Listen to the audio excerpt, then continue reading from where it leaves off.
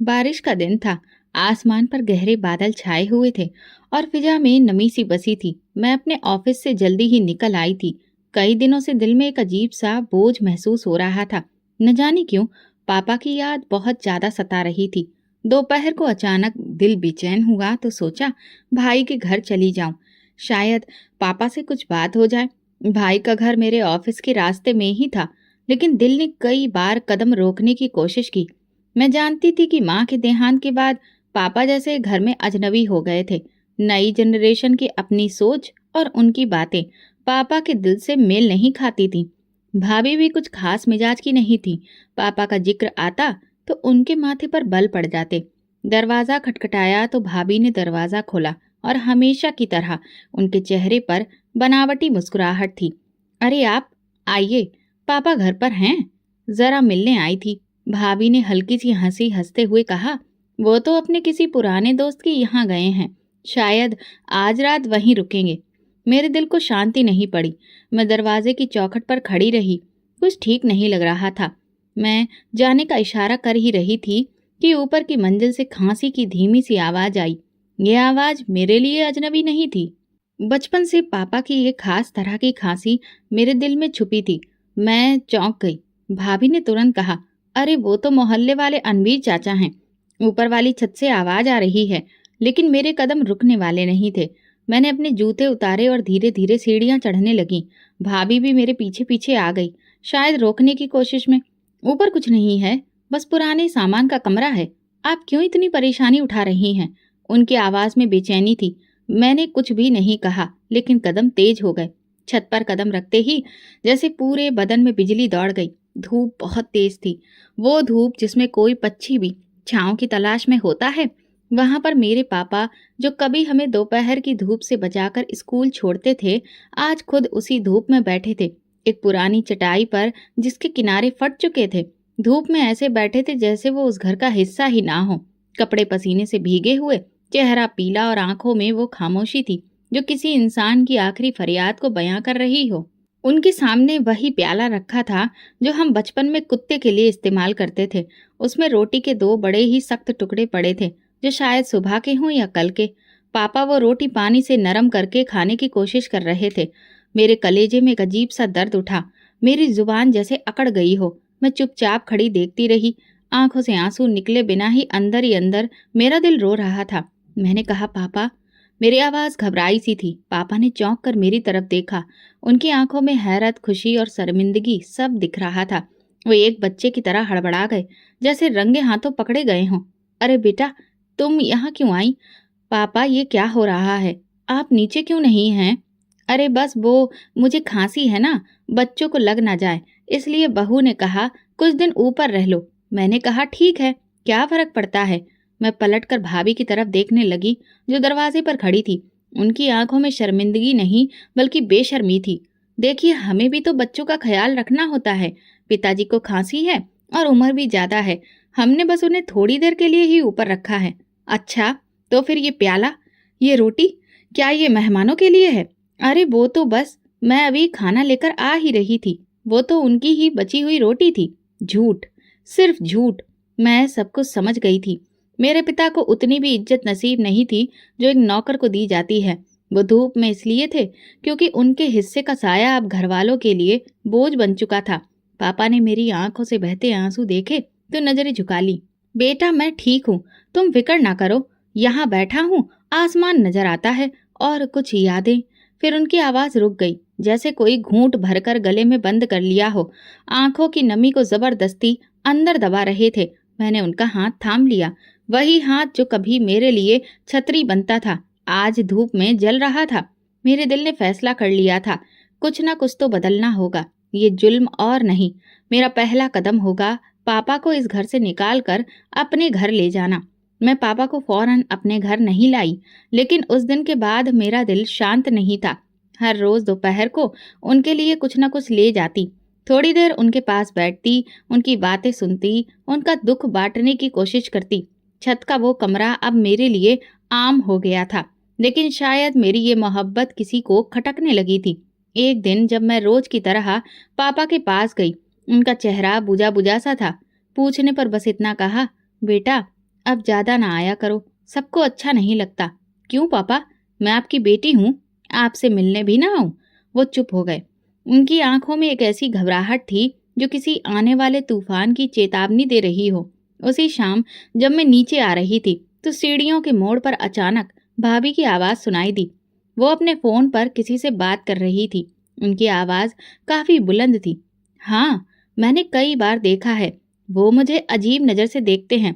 उम्र हो गई है मगर नीयत पर शक है। अब बहाने बहाने से ऊपर बुलाते हैं, कभी अपनी मनवाते हैं तो कभी कुछ और। मेरे कदम वहीं रुक गए, मेरी आंखें खुली की खुली रह गईं। क्या ये मेरे पिता के लिए कह रही है? क्या वाकई ऐसा इल्जाम लगा रही है? मैं आगे बढ़कर उनके सामने आ गई।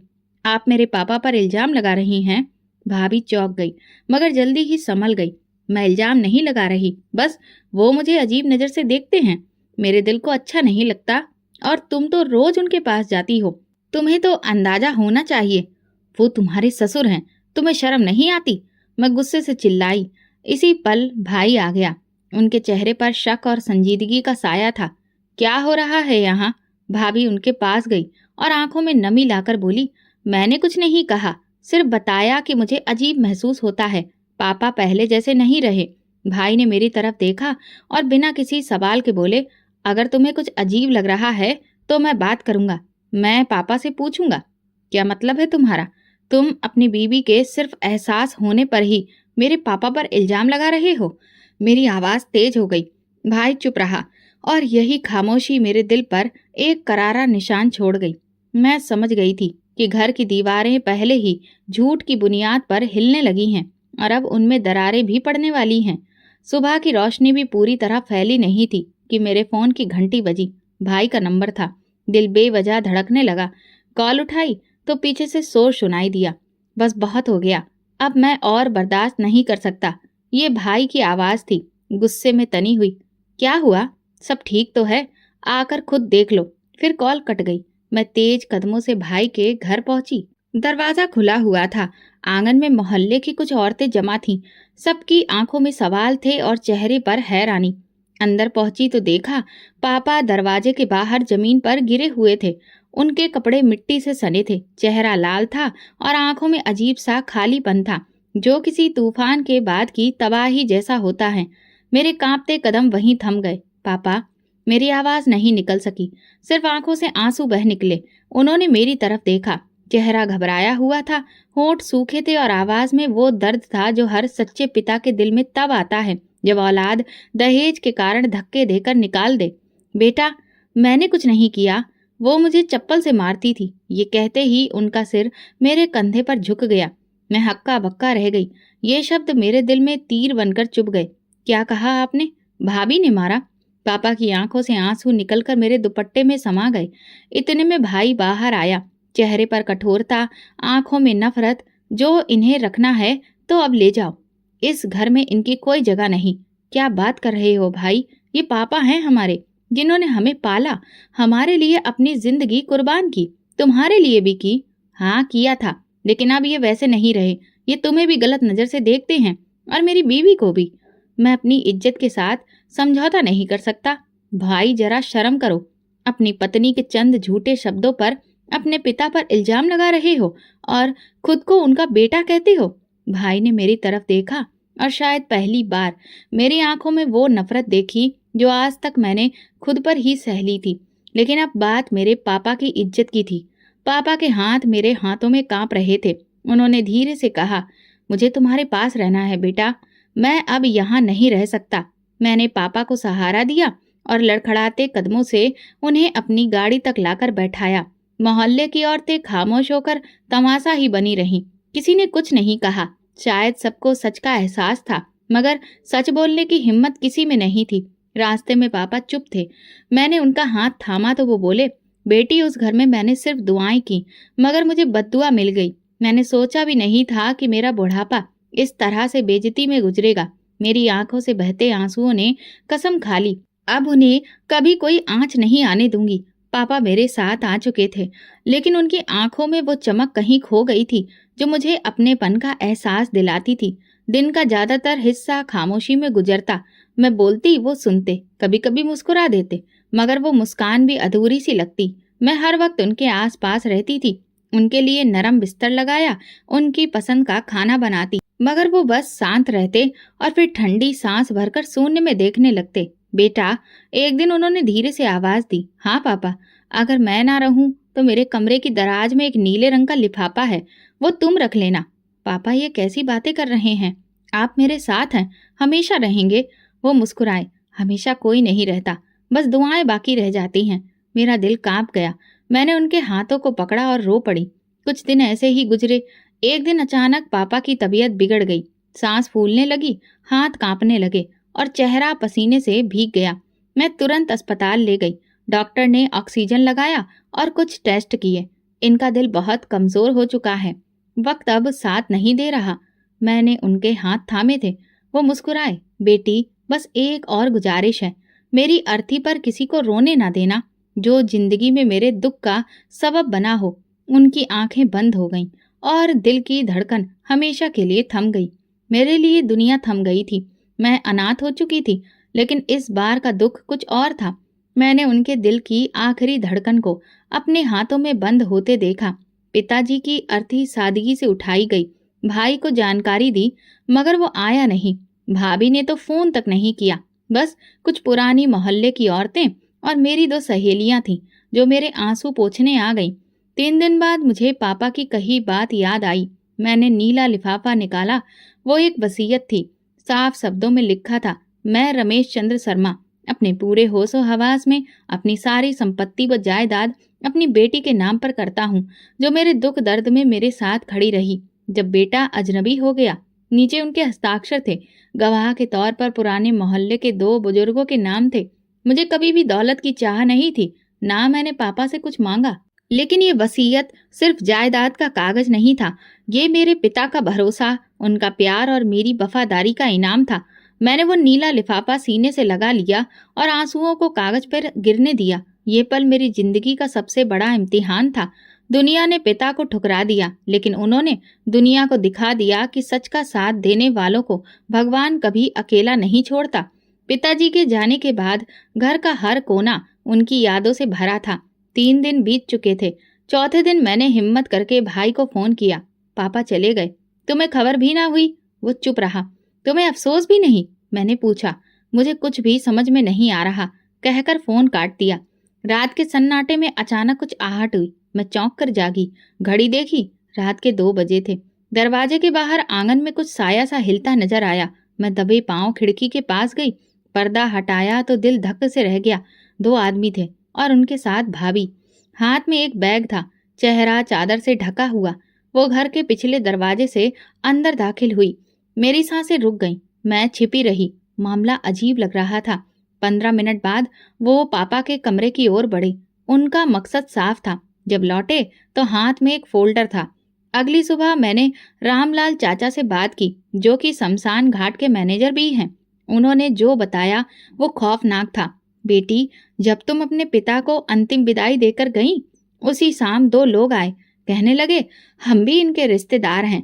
जब मैं थोड़ी देर के लिए दूसरी तरफ गया और लौटा तो देखा कि वो तुम्हारे पापा की लाश से अंगूठा काट रहे थे। तब तक शरीर पूरा जला नहीं था। मैं उन्हें पकड़ न सका, वे भाग गए। अब मुझे सब समझ आ गया। वो फोल्डर, वो चोरी, सब जाली दस्तावेजों के लिए था। भाभी ने पापा के साथ भयानक कृत्य किया था। मैंने अपनी वकील सहेली से रजिस्ट्री ऑफिस से जानकारी निकलवाई। शाम तक पता चल गया, पापा की संपत्ति अब उनके पोते पोतियों के नाम पर कर दी गई थी। अंगूठे के निशान असली लग रहे थे। मेरी आंखों के सामने अंधेरा छा गया। ये वही भाई था जो मेरी गुड़िया के लिए पूरा बाजार छान आता था, और अब वही अपनी पत्नी के हाथों की कठपुतली बनकर अपने पिता के साथ ऐसा भयानक काम कर बैठा था। मैंने वो नीला लिफाफा निकाला। असली वसीयत तो मेरे पास थी। अब वक्त था इंसाफ की जंग अदालत में लड़ने का। पिताजी के गुजरने के कुछ और दिन बीत गए। फिर भाई का फोन आया, हमें बात करनी है, तुम आ सकती हो। मैं अच्छे से जानती थी कि बात किस बारे में होगी। मेरी उंगलियां उस नीले लिफाफे की तरफ बढ़ीं जो पापा ने अपनी मौत से पहले मुझे दिया था, मगर दिल कह रहा था कि अभी नहीं, अभी सब्र करो। जब मैं भाई के घर पहुंची तो भाभी ड्राइंग रूम में पहले से ही बैठी थी। चेहरे पर पहले के मुकाबले आज कुछ ज्यादा ही नमी और आंखों में अजीब सी चमक थी, जैसे कि कामयाबी का नशा चढ़ा हो। भाई ने कुछ फॉर्मेलिटीज करने के बाद सीधा बात शुरू की। हमें रजिस्ट्री के कागजात अपडेट करवाने हैं। पापा ने अपनी जिंदगी में ही वसीयत लिखी थी, जिसके मुताबिक उनकी सारी जायदाद पोते पोतियों के नाम पर है। मेरे लबों पर एक शब्द बना। दिल चाहा कि मैं वो असली वसीयत निकाल कर उनके मुंह पर मार दूं और चिल्लाकर कहूं कि तुम लोग झूठे हो और हद से ज्यादा मक्कार गिरे हुए। मगर मेरी जुबान गूंगी हो गई थी। भाई ने कुछ पल मेरी खामोशी को देखा, फिर कहा, हम चाहते हैं कि सब सुकून से हो, कोई झगड़ा ना हो। आखिर तुम अकेली हो तो पापा ने कुछ दिया होगा दिल से। मैंने उनकी बात पर बस नजरें झुका ली। भाभी ने धीमे अंदाज में ताने का खंजर घोंपा। पापा भी जानते थे कि बेटे ही वंश बढ़ाते हैं, इसीलिए उन्होंने बच्चों को हक दिया। मेरे दिल में दर्द की एक लहर उठी, मगर मैं फिर भी चुप रही। पापा के आखिरी पल याद आए, उनकी बातों में छुपी वो बेबसी और वो बात, बेटी मेरे जाने के बाद ये लिफाफा संभालना। भाई ने मेज पर कुछ कागजात रखे और कहा, ये साइन की गई कॉपियां हैं, तुम भी इन पर साइन कर दो ताकि प्रोसेसिंग पूरी हो जाए। मेरे हाथ कांपने लगे।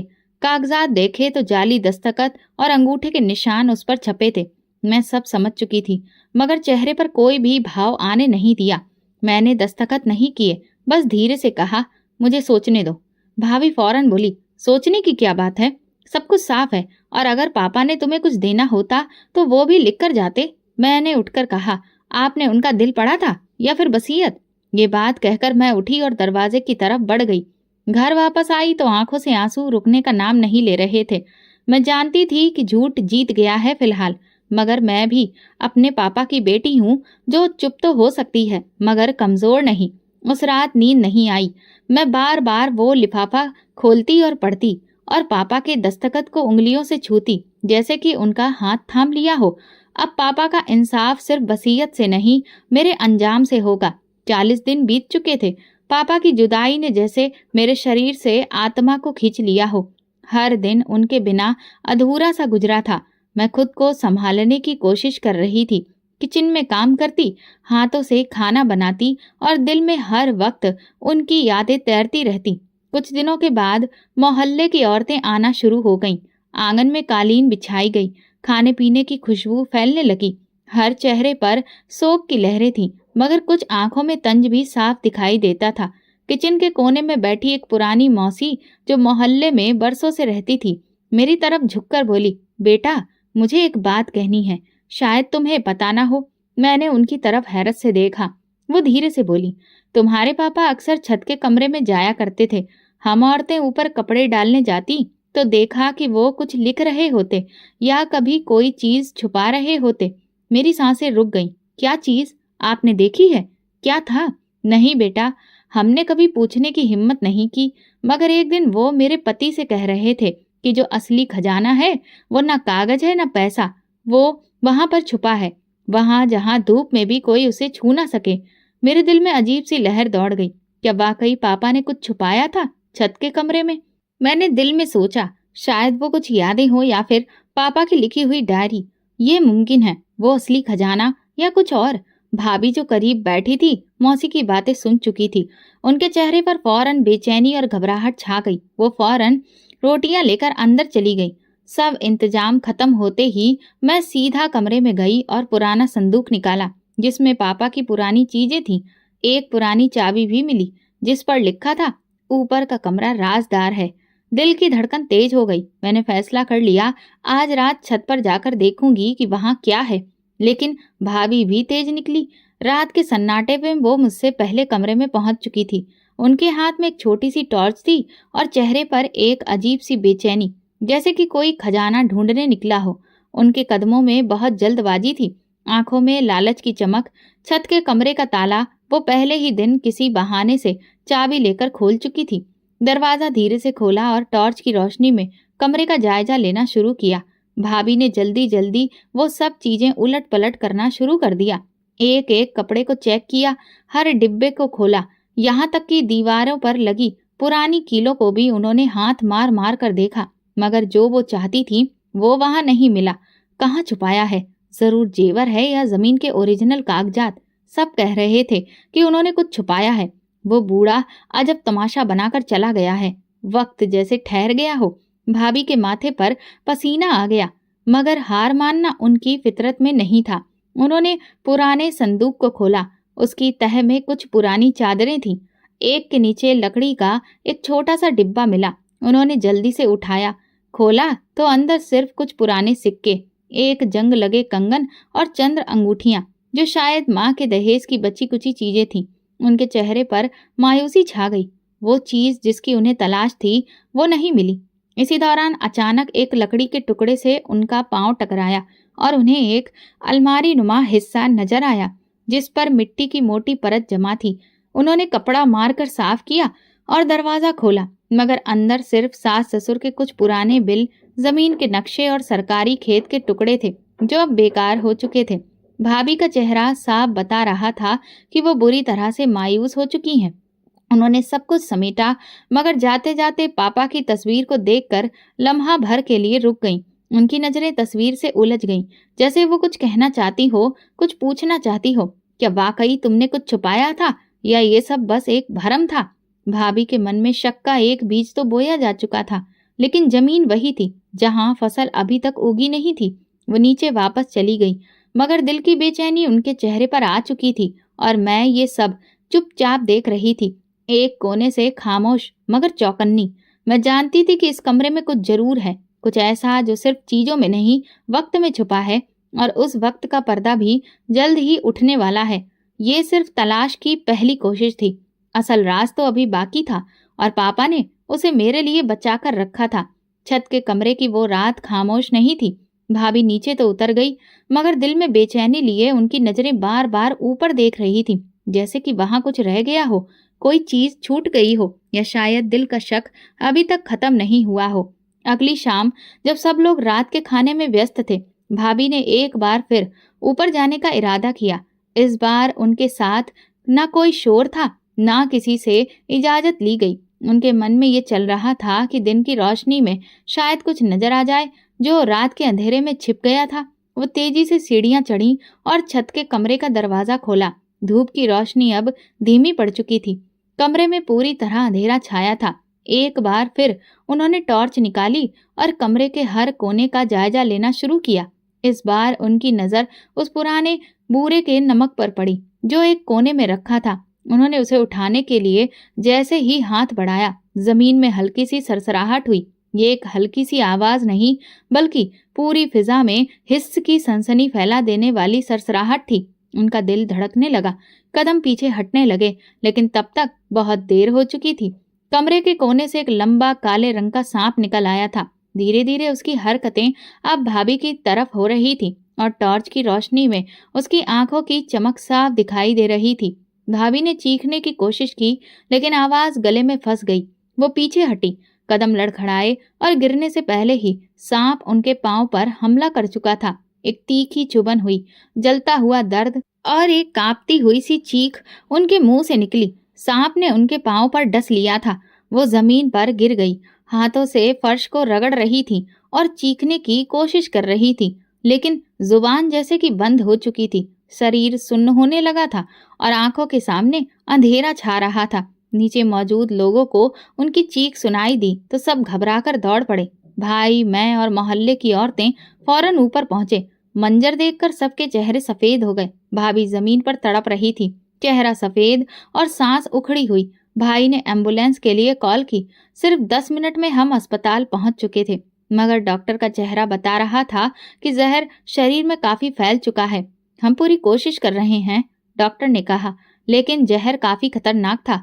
भाई की आंखों में खौफ छा चुका था। भाभी का हाथ उनके हाथ में था, और पहली बार मैंने उनके चेहरे पर सच में परेशानी देखी। वही भाई जो कभी अपने बाप को घर से झुकाने में, निकालने में एक पल भी नहीं लगाया था, आज अपनी पत्नी को तड़पते देखकर टूट रहा था। रात भर हम अस्पताल में रहे। भाभी की हालत बिगड़ती गई। कभी उनकी आंखें बंद होती तो कभी वो पागलों की तरह बड़बड़ाती। कमरा, छत, खजाना मुझे मिलेगा, सब कुछ मेरा है। मैं खामोशी से उनकी बातें सुन रही थी। अब तो ये बात साफ हो चुकी थी कि लालच इंसान को कहां से कहां ले जा सकता है। भाभी की हालत अब बहुत ज्यादा नाजुक थी। डॉक्टर ने कहा, अगर जहर ने और अधिक हिस्सों पर असर किया तो ये जानलेवा हो सकता है। मेरे कदम जैसे जमीन में गड़ गए। आंखों के सामने वो पल घूमने लगे जब पापा को इसी औरत ने चप्पल से मारा था, और आज वही औरत जमीन पर बेबस पड़ी पल पल की भीख मांग रही थी। कहा जाता है ना, बद्दुआएं सीधी ऊपर जाती हैं और खाली नहीं लौटती। अब ये हकीकत मेरे सामने जिंदा मिसाल बन चुकी थी। भाभी बिस्तर पर चुपचाप पड़ी थी, चेहरे का रंग सफेद, आंखें खुली मगर बेजान। उनकी एक आंख के कोने से आंसू बह रहा था और दायां हिस्सा बिल्कुल सुन्न था। दायां बाजू, टांग और चेहरे का दायां हिस्सा भी जैसे बेकार हो चुका था। डॉक्टर ने हमें एक तरफ ले जाकर कहा, जहर का असर शरीर के कई हिस्सों पर पड़ा है। आपकी भाभी को पक्षाघात हो चुका है और बदकिस्मती से उनका दायां हिस्सा पूरी तरह से पैरालाइज हो चुका है। बाएं तरफ का चेहरा भी प्रभावित हुआ है। मेरा भाई ये सब सुनकर कुर्सी पर जैसे गिर सा गया। क्या ये कभी ठीक हो सकती है? डॉक्टर ने कहा, उम्मीद है कि वक्त के साथ धीरे धीरे कुछ सुधार हो, मगर पूरी तरह से ठीक होना अब मुश्किल है। होश में है मगर शरीर का एक हिस्सा अब उनके साथ नहीं देगा। मैं कमरे के अंदर दाखिल हुई तो भाभी ने मेरी तरफ देखा। उनकी आंखों में कई जज्बात एक एक करके उभरते चले गए।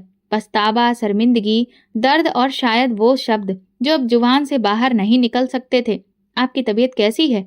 मैंने नरमी से पूछा, मगर जवाब में सिर्फ खामोशी मिली। वो बोलना चाहती थी, कुछ कहना चाहती थी, मगर चेहरा अब हरकत करने के काबिल नहीं बचा था। सिर्फ आंखों से आंसू बहते रहे। मैं उनके पास बैठकर उनका हाथ थामे रही। वही हाथ जो कभी मेरे बाप पर उठा था, आज वही हाथ बेजान पड़ा था। कमरे में पूरी तरह खामोशी छाई थी। भाई एक कोने में खड़ा था, नजरें झुकाए और शायद अंदर ही अंदर टूट रहा था। वक्त का पहिया घूम चुका था और इंसाफ की सीढ़ियां चढ़ी जा चुकी थी, मगर दिल कहता था कि ये कहानी अभी खत्म नहीं हुई है। ये तो सिर्फ इंसाफ होने का पहला आगाज था। भाभी की बीमारी के बाद घर का माहौल तेजी से बदलने लगा। भाई जो कभी उनके लिए आसमान से तारे तोड़ने को तैयार थे, अब बस फॉर्मेलिटी के लिए अस्पताल आते थे, हालचाल पूछते और चले जाते। कुछ हफ्तों बाद भाभी को वापस घर के लिए डिस्चार्ज कर दिया गया, लेकिन वही छत का कमरा जहां कभी मेरे पापा को धूप में बिठाया गया था, अब भाभी के लिए खोल दिया गया। उनका बिस्तर एक पुराने पंखे के नीचे लगा दिया गया।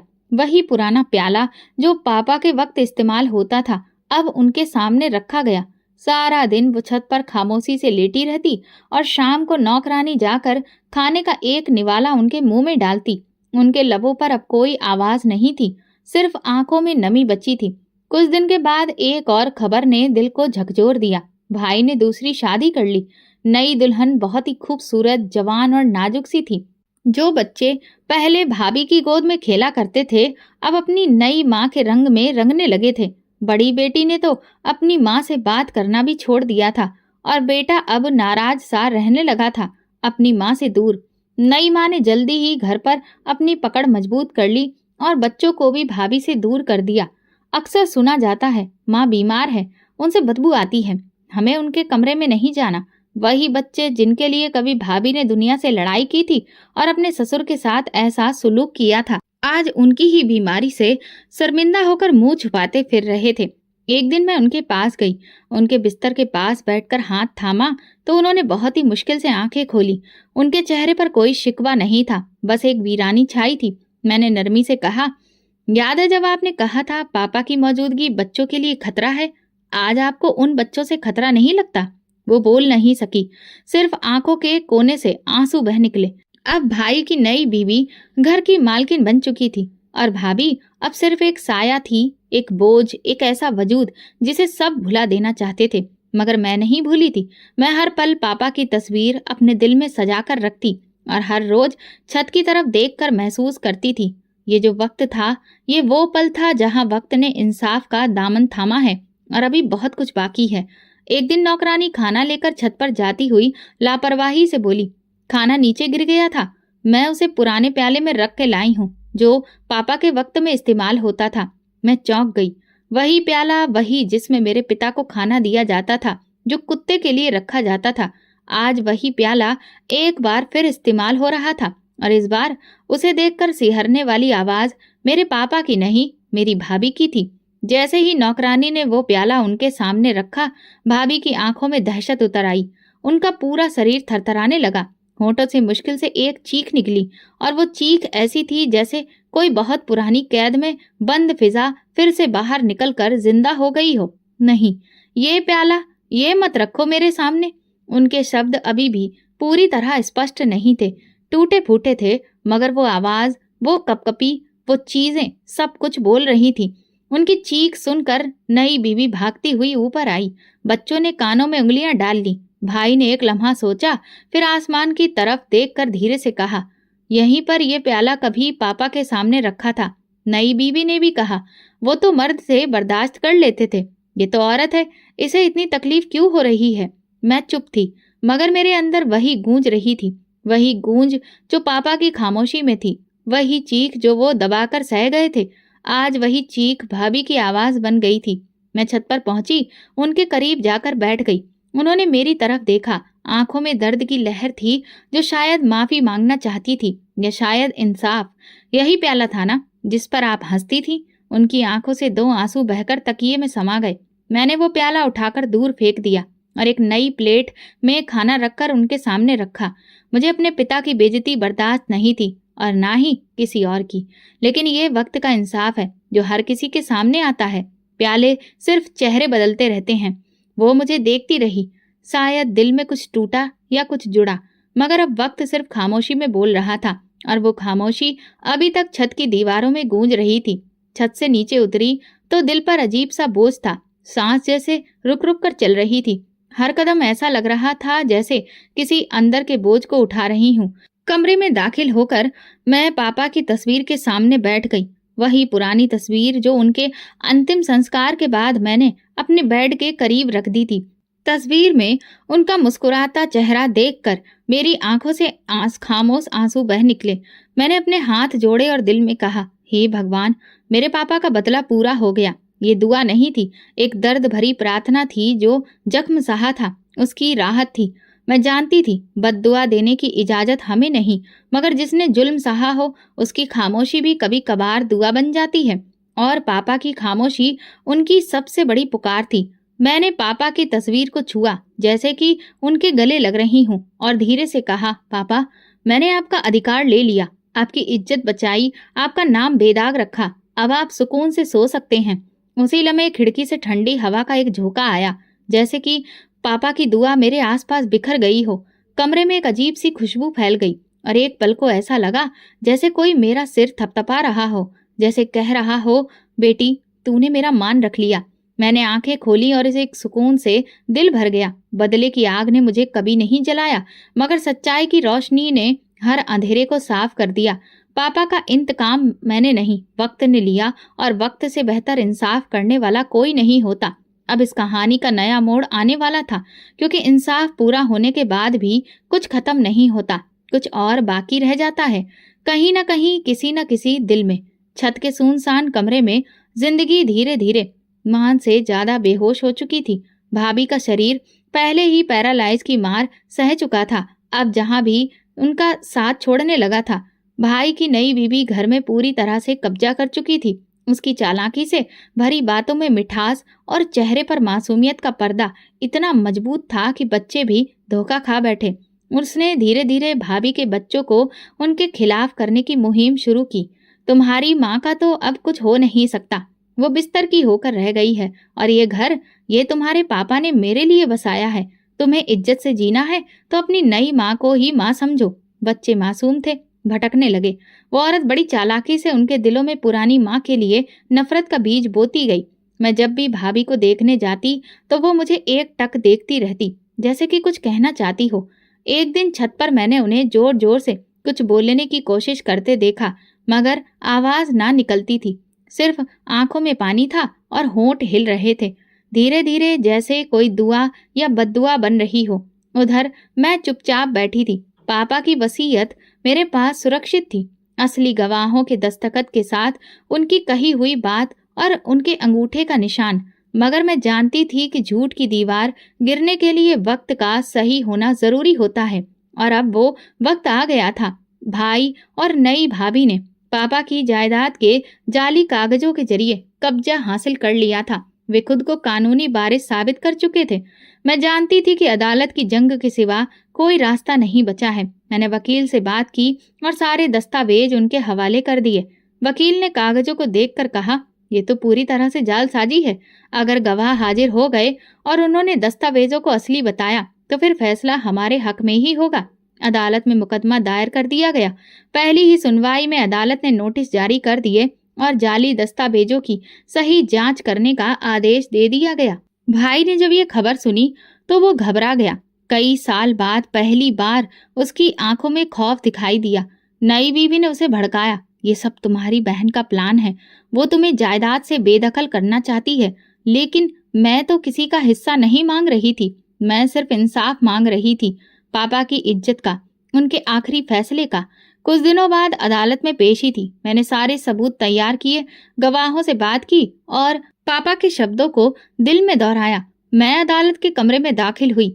ये सिर्फ कागजों की जंग नहीं थी, ये उस वक्त की गवाही थी जो पापा ने छत पर गुजारी थी। वो तन्हाई जो उन्होंने सही थी, वो मुश्किलें जो उन पर लादी गई थी।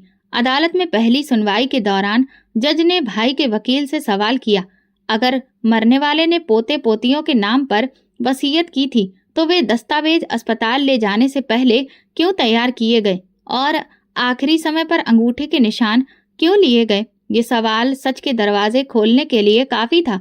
भाई के वकील के पास कोई जवाब नहीं था। मैं चुपचाप खड़ी अपने पापा की तस्वीर मन में बना रही थी और दिल में बस एक बात दोहरा रही थी, पापा, मैंने वादा किया था कि मैं आपको झूठ के नीचे दबने नहीं दूंगी। अब खेल पलट चुका था। इंसाफ की कुर्सी पर बैठा कानून पापा की सच्चाई की गवाही देने जा रहा था। अदालत का दिन था। मेरी उंगलियां कांप रही थीं, मगर दिल में एक अजीब सी रोशनी थी जो पापा की वसीयत की सच्चाई से जुड़ी थी। कई महीनों की कानूनी जंग, कई सारी पेशियां, सवाल जवाब, सबूत और गवाहों के बाद आखिरकार वो फैसला आया जिसका इंतजार सिर्फ मुझे नहीं, मेरे पापा की आत्मा को भी था। जज ने जैसे ही फैसला सुनाया, अदालत में खामोशी छा गई। ये अदालत तमाम सबूतों और गवाहों को मद्देनजर रखते हुए इस नतीजे पर पहुंचती है कि असली वसीयत वो है जो रमेश चंद्र शर्मा ने अपनी बेटी के नाम पर की थी। जाली दस्तावेज गैर कानूनी और अमान्य करार दिए जाते हैं, अतः सारी जायदाद कानूनी वारिस यानी कि बेटी के नाम पर की जाती है। मेरे कानों में ये बातें गूंजने लगी। मेरी आंखों में आंसू थे, दिल में शुक्र और रूह में एक अजीब सा सुकून। मैं अदालत से बाहर जाकर आसमान की तरफ देख रही थी। आंखों में नमी थी मगर होठों पर मुस्कुराहट। पापा, मैंने आपकी इज्जत बचा ली, आपका हक आपके फैसले के मुताबिक पूरा किया। भाई अदालत से बाहर निकला। नई बीवी उसे बाजू से थामे तेज कदमों से बाहर निकली, जैसे वो फैसले की शर्मिंदगी से मुंह छुपाना चाहती हो। उनके चेहरों पर शिकस्त, बेइज्जती और बेयकीनी साफ लिखी थी। वे समझ नहीं पा रहे थे कि जिस बेटी को कमजोर समझा, जिस पर उंगली उठाई, आज वही उनकी झूठी साजिश को जमीन पर गिरा चुकी थी। जायदाद अब मेरे नाम हो चुकी थी, घर, जमीन, बैंक बैलेंस, सब कुछ। मगर मेरे दिल ने उसी वक्त एक और फैसला किया जो शायद सबसे अनोखा था, सबसे बड़ा। मैंने वकील से कहा, ये जायदाद किसी की भी नहीं होनी चाहिए, इसे किसी अनाथ आश्रम को दे दीजिए। वो हैरान हुआ, आपको अंदाजा है कि ये कितनी बड़ी रकम है? मैंने धीरे से जवाब दिया, मुझे सिर्फ ये अंदाजा है कि मेरे पापा ने सारी जिंदगी दूसरों के लिए जिया है। मैं चाहती हूँ कि उनके अच्छे कर्मों का फल उन बच्चों को मिले जिनके पास पिता का साया नहीं है। कुछ ही दिनों में पूरी प्रॉपर्टी एक अनाथ आश्रम के नाम हो गई। जब पहली बार मैं नाथुराम आश्रम के बच्चों से मिली तो उनके चमकते चेहरे देखकर जो सुकून मिला वो दुनिया की किसी दौलत से नहीं मिल सकता था। मैंने पापा की एक तस्वीर वहां दीवार पर लगाई और नीचे लिखा, ये घर उन बच्चों के लिए है जिनके पिता नहीं मगर दुआएं देने वाली माँ और बहनें हैं। भाई का हाल दिन व दिन बिगड़ता गया। जो घमंड में चूर था, आज शर्मिंदगी की चादर ओढ़े मुंह छुपाता फिर रहा था। नई बीवी का रवैया बदल गया। बच्चे दूर हो गए और घर में एक अजीब सा सन्नाटा छा गया। भाभी की हालत और भी खराब हो चुकी थी। पैरालाइसिस के बाद उनकी जुबान पूरी तरह से बंद हो गई थी। कोई शब्द नहीं निकलता था, बस आंखें सब कह जाती थी। मैं एक दिन उनके पास गई। वो थकी हुई, मुरझाई सी चुपचाप पड़ी थी। मैंने उनके हाथ पर अपना हाथ रखा, जो बेजान सा महसूस हुआ। उन्होंने मेरी तरफ देखा और आंखों से आंसू बहने लगे।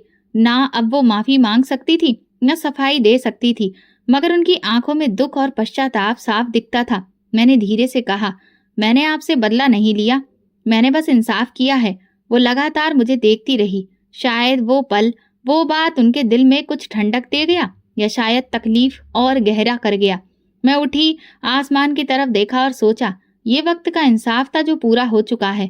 सुबह की ठंडी हवा में कुछ खास सुकून था, जैसे कि कुदरत ने भी कुछ कर दिखाया हो, जिसे शब्दों में बयां नहीं किया जा सकता, मगर दिल में उतर रहा था। मैं सफेद दुपट्टा ओढ़े, सिर झुकाए उस जगह की ओर बढ़ रही थी जहां मैंने अपने पापा की अस्थियां विसर्जित की थी और जहां उनके साथ आखिरी लम्हे बिताए थे। मुझे वो पल याद आने लगा जब उनका ठंडा हाथ मेरी उंगलियों को छू रहा था, और आज मैं उसी जगह खड़ी थी। मैंने सिर झुकाकर हाथ जोड़े। मेरी आवाज भीगी हुई थी, पापा, आपकी बेटी ने इंसाफ दिलाया। आपका हक, आपकी इज्जत, आपका नाम सब वापस ले आई। मेरी आंखों से आंसू टपक कर उस मिट्टी में समा गए। मुझे यकीन है आप मुझे देख रहे होंगे और मुस्कुरा रहे होंगे। आपने कहा था बेटियों पर भरोसा करो, और मैंने वही भरोसा निभाया है। मैं वहीं बैठ गई और उन पलों को याद करने लगी जब आप मेरे लिए दीवार बनकर खड़े होते थे, जब मैं डर कर आपके पीछे छुप जाती थी और आप कहते थे, बेटी जब तक मैं हूं तुम्हें कुछ नहीं होगा। आज मैंने वही वादा वापस किया। जब तक मैं हूं, आपकी इज्जत पर आंच नहीं आने दूंगी। सूरज की किरणें अब नरम हो चुकी थीं, जैसे वो भी उस बेटी को सलाम कर रही हो जिसने अपने पापा के नाम को इंसाफ दिलाया था। दिन बीते, महीने बीते, साल बीते, और जिंदगी धीरे धीरे अपने रास्ते पर आ गई। मगर वो सब कुछ जो उस वक्त गुजरा था मेरी आत्मा का हिस्सा बन चुका था। भाई अकेला हो गया था, नई बीवी छोड़ गई और बच्चे नफरत में पले। भाभी अब भी जिंदा थी, मगर एक बेजान शरीर की तरह। कभी कभी लगता वो अपनी आंखों से मुझसे माफी मांग रही है, मगर अब बहुत देर हो चुकी थी। मैंने वो पुराना घर बेचकर अनाथ आश्रम में कुछ और कमरे बनवा दिए। वहां पढ़ने वाले बच्चों के चेहरे पर जो मुस्कान आती थी, वही मेरी जिंदगी का सुकून बन गई थी। मैं हर हफ्ते वहां बच्चों से मिलने जाती, उनके साथ खाना खाती, उनकी बातें सुनती और दिल ही दिल में भगवान को धन्यवाद देती। तूने मुझे सच का रास्ता दिखाया, सब्र दिया और वो हिम्मत दी जो जुल्म के खिलाफ खड़े होने के लिए काफी थी। और फिर एक दिन जब मेरी किताब पूरी हुई, मैंने उसका नाम रखा छत का आसमान। ये मेरी कहानी थी, मेरे पिता की, मेरे सब्र की, मेरे आंसुओं, दुआओं और उस इंसाफ की जो वक्त ने अपने हाथों से लिखा। किताब के आखिरी पन्ने पर एक कोटेशन दर्ज किया, ये सच है जिसे हम भूल जाते हैं, मगर वक्त नहीं भूलता। वो सब कुछ सुरक्षित रखता है और एक दिन सूद समेत लौटा देता है। तो दोस्तों, अगर आपको हमारी कहानी पसंद आई हो तो प्लीज कमेंट करके जरूर बताइएगा, और इस वीडियो को ज्यादा से ज्यादा लाइक और ज्यादा से ज्यादा शेयर करिए। अगर आप चैनल पर नए हैं तो सब्सक्राइब जरूर करें और नोटिफिकेशन बेल दबाएं ताकि अगली अपडेट सबसे पहले आपको मिले। धन्यवाद।